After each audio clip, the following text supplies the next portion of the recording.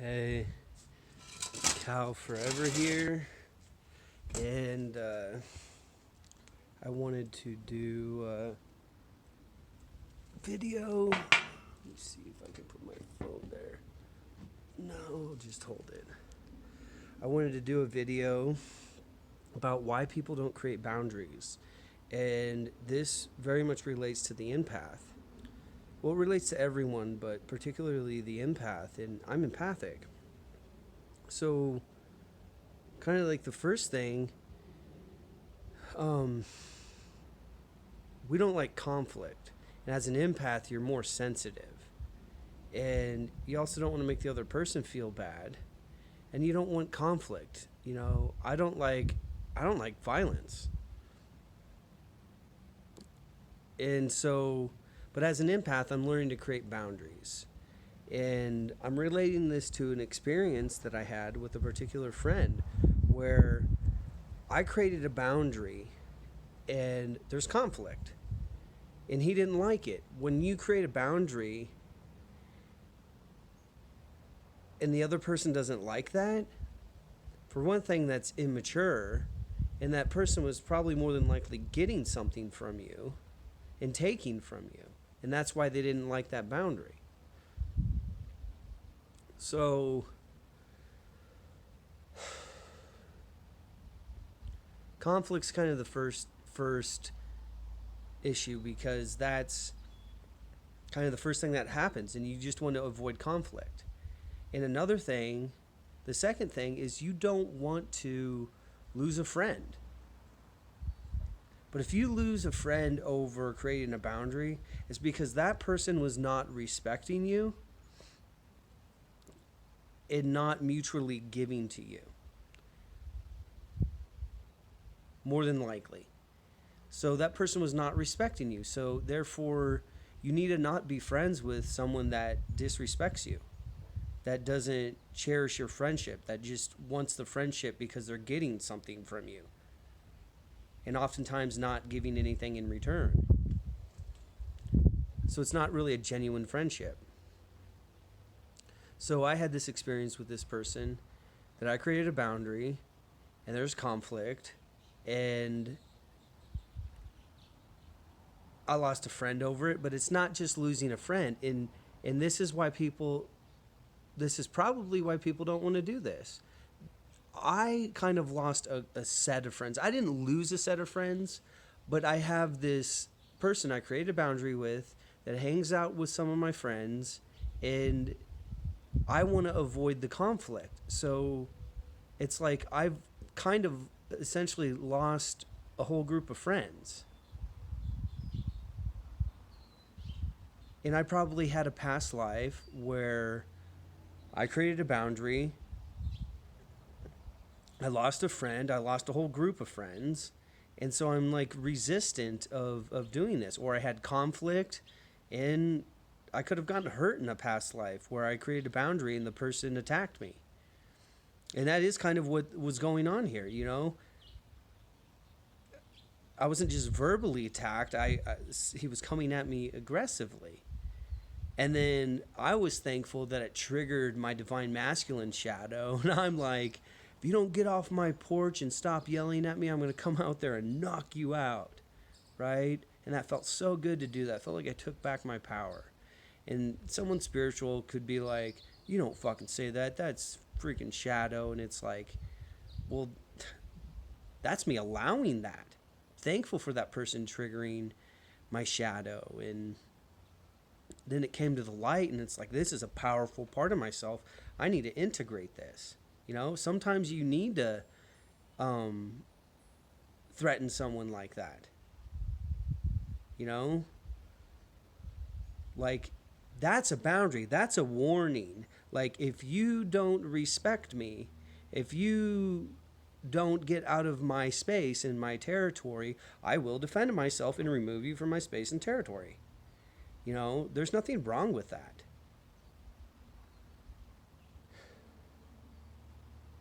You know, sometimes you have to defend yourself. And it's important to put out a warning there. So, especially when you're bigger than the other person and a lot stronger.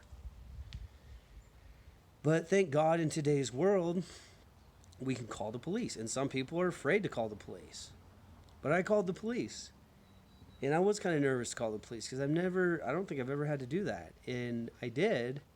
And the cop went and removed this person from my territory. And if he comes back around, trespassing. So that was a pretty good solid boundary that I created. Whereas if I would have physically interacted with him, I could have gotten in trouble. So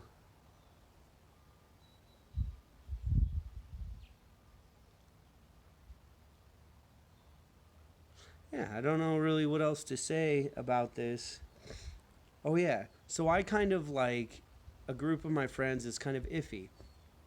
So what I'm realizing is everything's like so like synchronistic together that it's multiple reasonings at the same time. So it's like it's not just helping me create a boundary, it's not just helping heal this masculine part of my psyche, it's closing the door to a group of people that I've outgrown.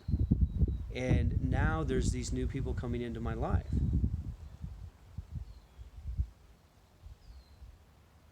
And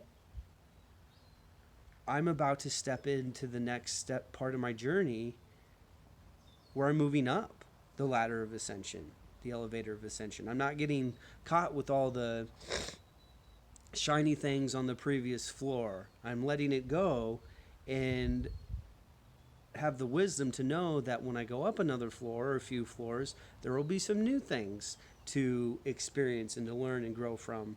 But then I let go of them and move up to the next level. And so I'm choosing growth. And, this is my higher path, and my higher self is stepping in, and I've been chosen to be of service.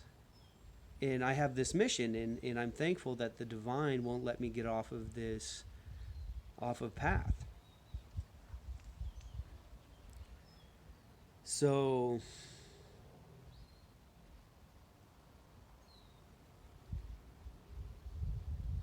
yeah, and I went to this conference called Beyond the Matrix, and I connected with a lot of the healers, and hopefully I'll be able to jam with some of the sound healers. And God, it's so crazy last night. For some reason, I felt like I needed to go get cookies, and I'm like, really, I need to go get some cookies. Like, this goes against my diet, this or that, but I was just like, okay, I'm gonna go do this anyways and love and nurture myself. And I went to Safeway, and I didn't get a chance to speak to this guy, but it was one of the healers that was at the conference. And then I'm like, whoa, that's crazy. This is happening for a reason. And then they didn't have warheads at Safeway, so I decided to go to Bash's to find warheads. And they didn't have warheads there, and I decided to buy this one little thing. I'm like, I don't know why I need to buy this thing, but I bought it. And then who's checking out behind me is this other sound healer. And I'm like, oh, hey, dude. And it's like, wow, this is a synchronicity. This is happening for a reason. I don't know exactly why. It's probably because I'm moving it into the next step of my journey, and these are the people I'm to work with. And I found it interesting that this person was buying 2 bottles of wine, and because that's something that I've had the fear about, and that also relates to eating the cookies. I don't really have food addictions, but it kind of relates. And I am a firm believer that we can be healed. Like, I'm not a normal human being anymore. I'm different. I'm psychic. I'm my psychic abilities may not be fully tuned, and I may not trust them, but I'm psychic. I can do things that other human beings can't do. And part of the gift of that is overcoming certain, things like addiction, and realizing that my neurology can change, my behaviors can change, and I don't have to have issues with drinking anymore, you know? And I can drink and be in control. And this is something I've proven to myself time and time again. And I am in control. The alcohol's not in control. Maybe it's that I'm not an alcoholic or that I never was. But I'm saying from experience that in that we can that we can overcome these things that seemed so set in stone in the third dimensional paradigm.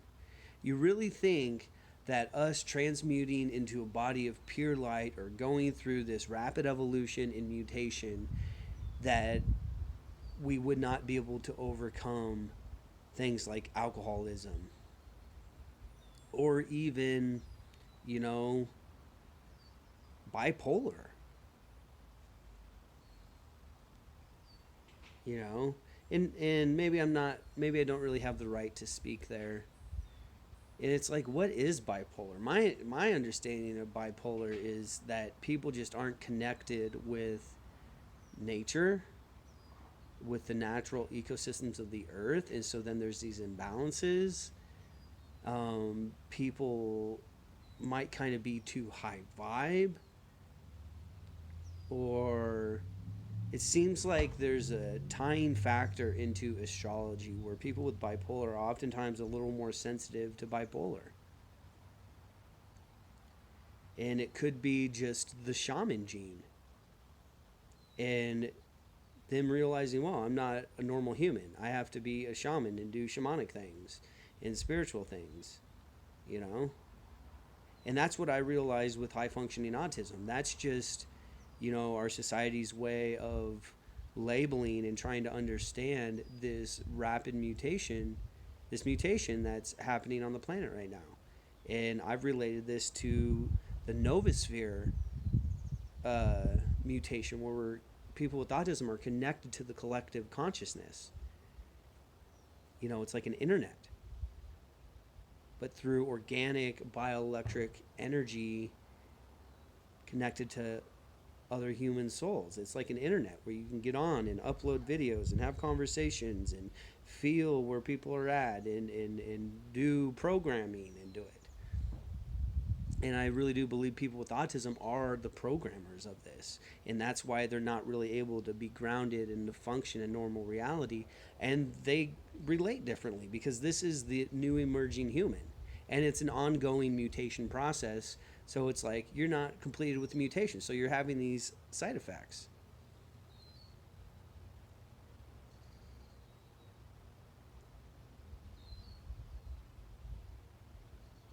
And you experience reality in a different way. You communicate energetically, empathically, you think different. You know, there's a lot of times where I say certain things and I mean one thing, but it seems like neurotypical people interpret that as something else. And so it creates a lot of confusion, and there's nothing wrong with me. It's like, this is what I mean by these words coming out of my mouth, but I understand why someone would interpret it that other way. And it's like, it's not really anyone's fault. I think this way, you think that way. So don't be afraid to create boundaries. If you lose friends over creating a boundary, like I said, that person was not respecting you more than likely, and more than likely getting something from you without giving something in return. And if you lose friends over it, you know, it could be life closing the door to friends that you've outgrown and either helping you turn inwards to be with yourself or to connect with a whole new group of people that changes you. The people you're around the most are who you start to become. And that's an old teaching that I am actually letting go of or allowing to transform, because you influence those other people as well. You could be the leading factor where those people don't influence you. You influence those people. And that's what I'm stepping into. That's my power that I'm stepping into, where people don't change me. I change people for the better because I'm an elder. I'm a wise one. I'm a way shower. And stepping into that power in it in people may say like, "Oh, but you need to learn from them this and that." It's like, you know what? I'm not in the mode of listening right now. I'm in the mode of speaking, and I'm not in the mode of receiving from those people. I'm receiving from the divine, and I'm giving that divine to people by just radiating that out, by giving that transmission, by living by example. And I'm not open to receive from people right now. Maybe there will be times that I am, but accepting that I'm open to receiving the divine, and the divine is informing me and having me inform other people. Because I hate it when people are like, oh, well, you need to listen to other people, this and that. It's like, you know what? I don't want to. I feel guided not to listen to other people. I feel guided to not take advice from others because I trust the divine guidance, the divine suggestions, the inner knowings. And that's what I'm talking about. Is like, I'm not a normal human being anymore. You know, I do things differently. And I think this is where everyone will be, where it's like, oh, they're connected. And they don't have to go about it horizontally from ego. They can do it from the perspective of their soul, up and down and up. And so everyone will be in that state of mastery or Christ consciousness, and will just be able to love each other and to express to one another and share art and synergistically grow together. And that integrates the ego. It's not wrong to have an ego, but it's like integrating the ego. Cal Forever here. Thanks for listening. I hope that this serves you, that this served you, not just for the betterment of yourself, but for the betterment of all beings. And just by receiving this and radiating out this and changing yourself, it will change the world.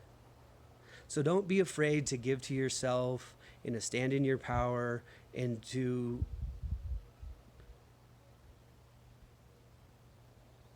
give to yourself and to take care of yourself and to say no to others. Because when you are healthy and happy, you're able to help other people, but you're also able to radiate out a good energy to the world, which is very beneficial. So, Cal Forever here. Love you. Peace.